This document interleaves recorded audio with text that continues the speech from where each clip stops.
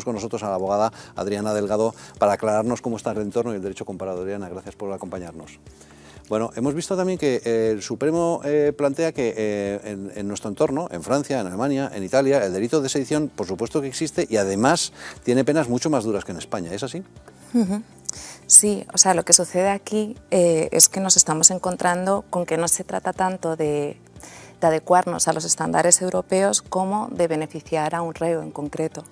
Y eso es lo que hay que evitar a toda costa. Siempre que sea para la adecuación de nuestro régimen al estándar europeo y en función sobre todo del principio de proporcionalidad, ahora bien, todo lo que implique legislar en caliente y para favorecer a reos en concreto, como estamos viendo... O sea que si estamos hablando de una ley, una reforma de la ley ad hominem, es decir, con nombres y apellidos, en este caso Marta Rovira y Puigdemont, entonces no sería adecuado, como es lógico, ¿no? Efectivamente. Pero eso de adecuarse a los estándares europeos, ¿qué significa? Si nos adecuáramos a los estándares europeos, si no ocurriera nada, si estuviéramos en un laboratorio y nos adecuáramos a los estándares europeos, ¿tendríamos que rebajar o al revés, tendríamos que incrementar?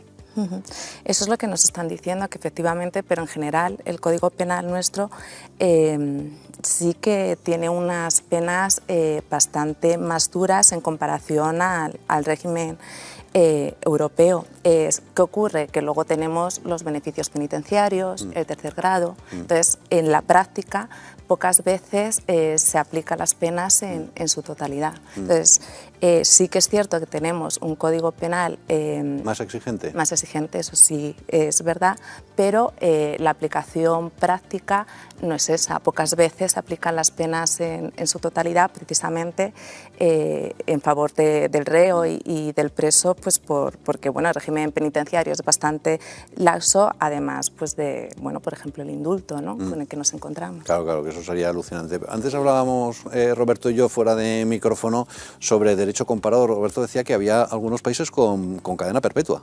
Sí, en Alemania determinados delitos de sedición, si son graves como un alzamiento militar, puede ser alzamiento militar o alzamiento violento, quiero decir, no hace falta que sea el ejército propiamente dicho. Entonces, es que, como he repetido antes, es uno de los delitos más graves que se pueden ejercer contra la soberanía nacional de un país y contra su integridad territorial. Y bueno, y además es que el delito de sedición creo que se modificó en su momento, ¿no? Hace algunos años, precisamente para hacérselo más cómodo a los nacionalistas, y ahora quieren todavía más comodidad. Supongo que para que ya la impunidad sea total. Claro, efectivamente. Bueno, lo que están tratando de evadir, como sabemos, es la inhabilitación, ya no tanto la pena de prisión, precisamente por ese indulto que refería.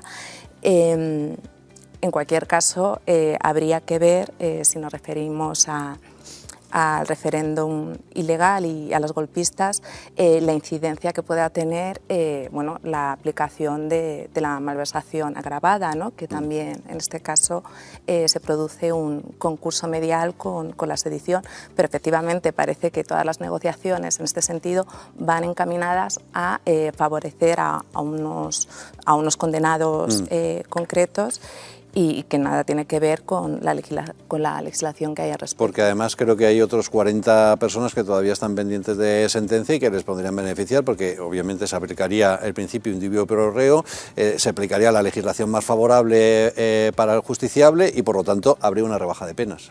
Claro, efectivamente. O sea, mientras estemos en el periodo de prescripción del delito, se podría efectivamente aplicar bueno, esta última modificación que prevén, incluso se plantea que pudiera afectar a las medidas cautelares que se adoptaran al respecto. Bueno, vamos a ver qué es lo que da de sí, porque de momento el trámite parlamentario sigue su curso. Desde luego, vincularlo a los presupuestos sería absolutamente inaceptable desde el punto de vista jurídico, ¿no? Otra cosa es que políticamente sea así, pero jurídicamente es inaceptable que el Código Penal tenga que ver con unas cuentas. No, por supuesto que no. O sea, lo que no se puede hacer, siempre que sea en función de este principio de proporcionalidad, ¿no? que referimos y que efectivamente es uno de nuestros principios de derecho penal, pero todo lo que conlleve legislar en caliente y sobre todo para favorecer a determinados reos, pues nada tiene que ver con nuestra normativa y los principios que rigen nuestro derecho. Claro. Bueno, pues de momento Pilar Alegría dice que no existen mayorías suficientes en el Congreso, nos vamos a quedar con eso y ya veremos a ver si tiene razón o no. Adriana, muchísimas gracias. De nada. Un placer.